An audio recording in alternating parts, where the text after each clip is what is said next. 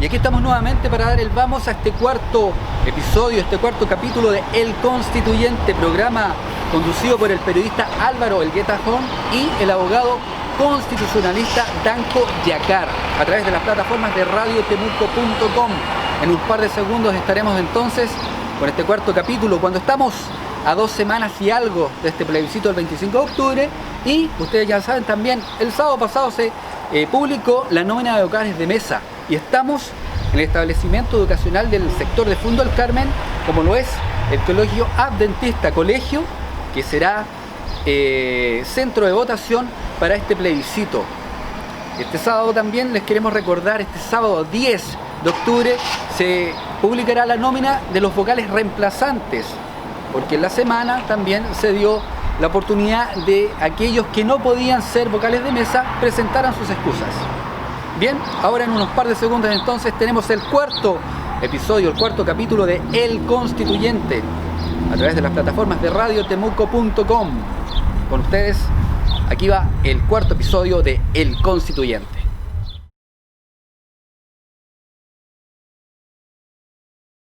Va a tener que haber algún grupo que después va a tener que arreglar esto y amoldarlo en términos jurídicos, digamos, y darle el sentido que corresponde en términos estrictamente legales. Pero no hay ninguna limitación para que participe cualquier persona, salvo aquellos que están excluidos de cualquier proceso electoral, por ejemplo, que están condenados a pena aflictiva, que están procesados o están en la cárcel, digamos. Esos sujetos no van a poder participar porque no pueden participar de ninguna elección. Pero aquí puede participar cualquiera, y eso es lo importante. Eso es lo importante, que participe la gente de las juntas de vecinos, de los clubes deportivos, de los clubes de ancianos, de los partidos políticos, de los movimientos sociales, de los movimientos ecologistas, o sea, que todos de los movimientos feministas, que todos estén convocados a construir la nueva Constitución. Ese es el desafío, y para eso tenemos que trabajar, y para eso tenemos que hacer esta pega, de que es una pega pedagógica, casi de evangelización. ¿Cómo se participa? ¿Qué es lo que tenemos que hacer? ¿Cómo podemos votar por uno o votar por otro?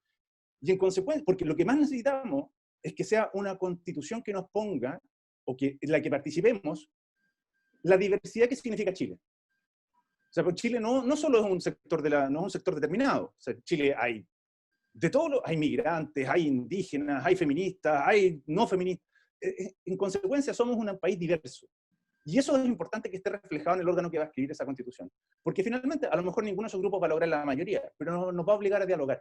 Porque no te olvides que hay una regla que es los 2/3, que nos obliga finalmente a negociar.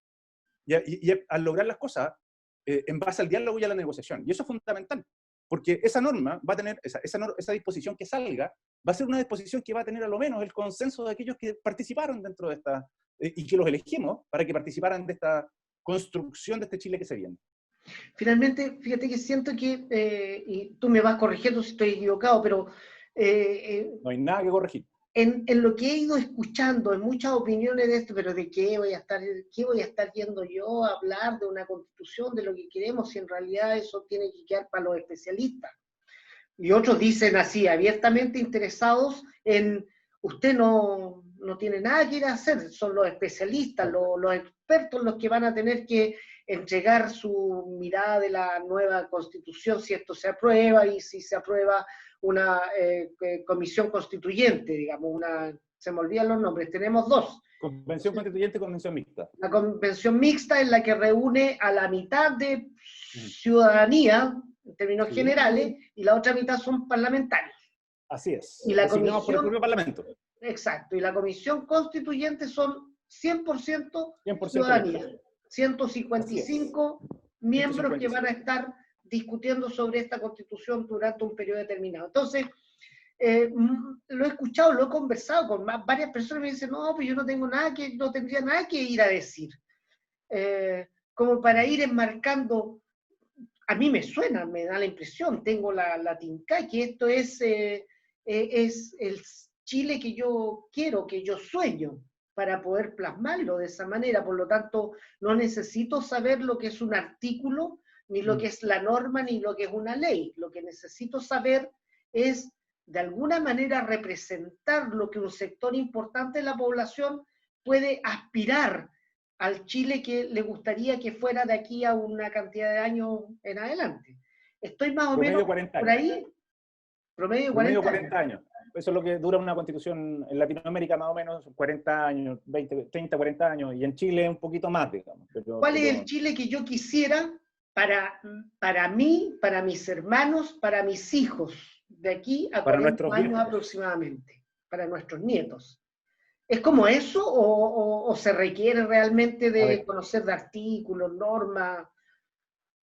Mira, primero la Constitución tiene ciertos valores y principios que no tienen nada que no necesariamente tienen que ver con artículos definidos, digamos. O sea, si nosotros nos damos cuenta, si nosotros conversamos con las personas normales que no son políticas o que no participan de la política activamente, como profesión me refiero, vamos a sacar un diagnóstico rápido de lo que necesitamos. Cuesta hablar con nuestros viejos. Yo, bueno, como el 18 pasó hace no tanto, digamos, yo me junté con mis padres, digamos, y por supuesto el tema de las pensiones es un tema que está presente, digamos, y no hay que ser abogado para darse cuenta de eso. El tema de la salud también es un tema que está presente, la educación es un tema que está presente, los derechos de las mujeres es un tema que está presente, y no es necesario ser especialista en eso. O sea, simplemente para darse cuenta de eso hay que salir a la calle y darse cuenta de cómo funciona, o cuáles son los problemas de Chile.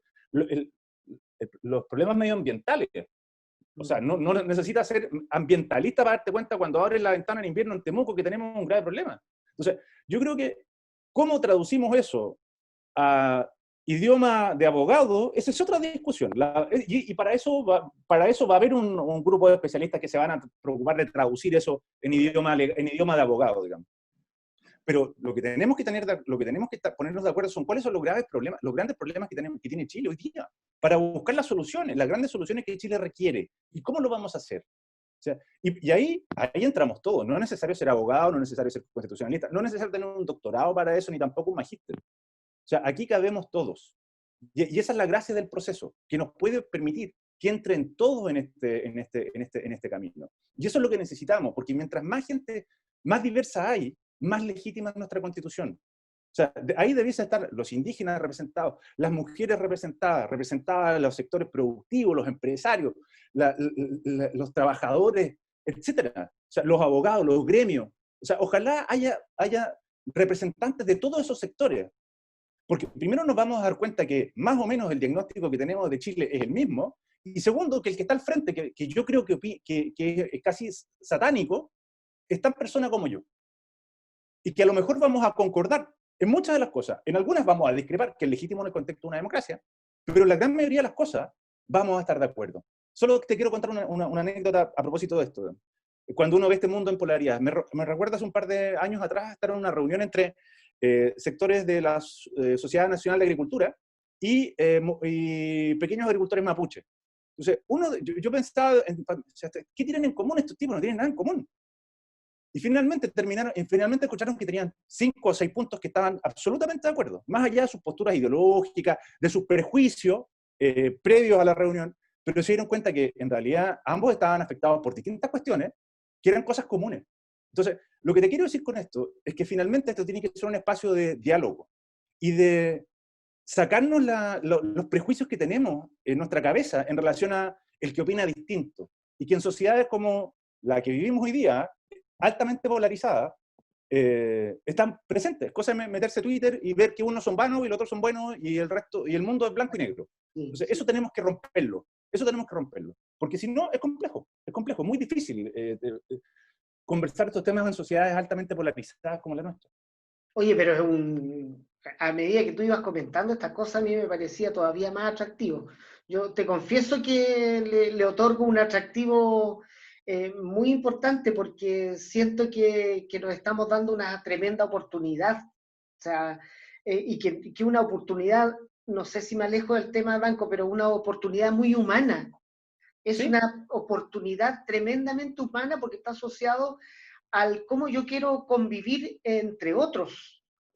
Porque mira, inevitablemente esto se trata de ponernos de acuerdo cómo vamos a vivir en sociedad, ¿no es cierto? Por lo tanto, es la oportunidad que yo tengo de poder plantearme el reconocer al otro y de ponernos de acuerdo a vivir juntos. Entonces eso me parece tremendamente atractivo. Estaba pensando, déjame poner un ejemplo para ver si yo he logrado entender.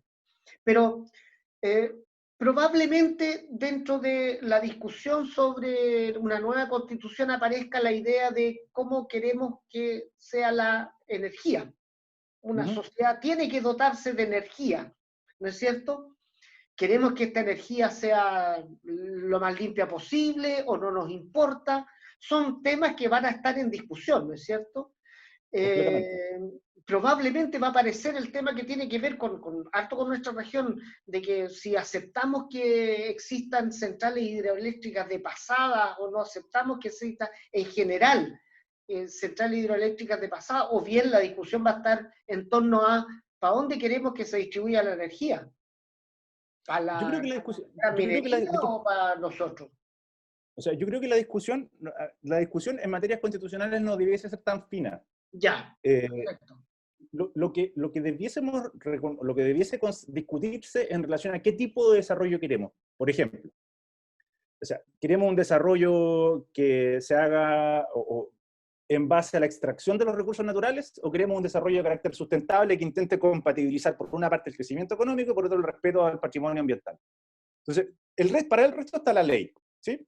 Entonces, ese tipo de discusiones son las que debiese. Por eso yo te digo, cuando se plantea esto como casi la convención constituyente como una guerra de guerrilla, la verdad es que no va a ser así, digamos, va a ser una cuestión sobre temas muy generales, porque para el resto está la ley. Recuerda que no todo puede estar en una constitución, si no vamos a tener una constitución como la constitución de Bolivia, que tiene 400 y tantos artículos, digamos, que la verdad eso es, y se regulan materias que son propias de ley. Nosotros tenemos que tratar de tener una constitución chiquitita, con temas muy claros, y el resto se lo dejamos a la política, porque no podemos tampoco consagrar un modelo económico en una constitución, porque mientras más grande sea la constitución, mientras más grande es la constitución, mientras más gorda es la constitución, eso le va quitando espacio a la política, que es un poco el problema que tenemos hoy día. Cuando constitucionalizamos todo,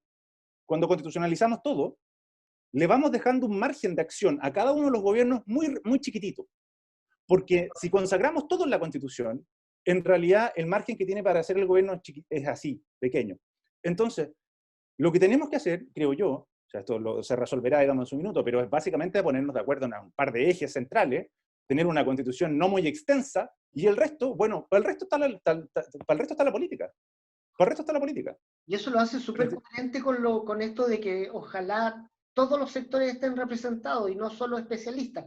Lo hace súper coherente porque todos tenemos una idea de cómo queremos, por ejemplo, en términos generales, el desarrollo para nuestro país.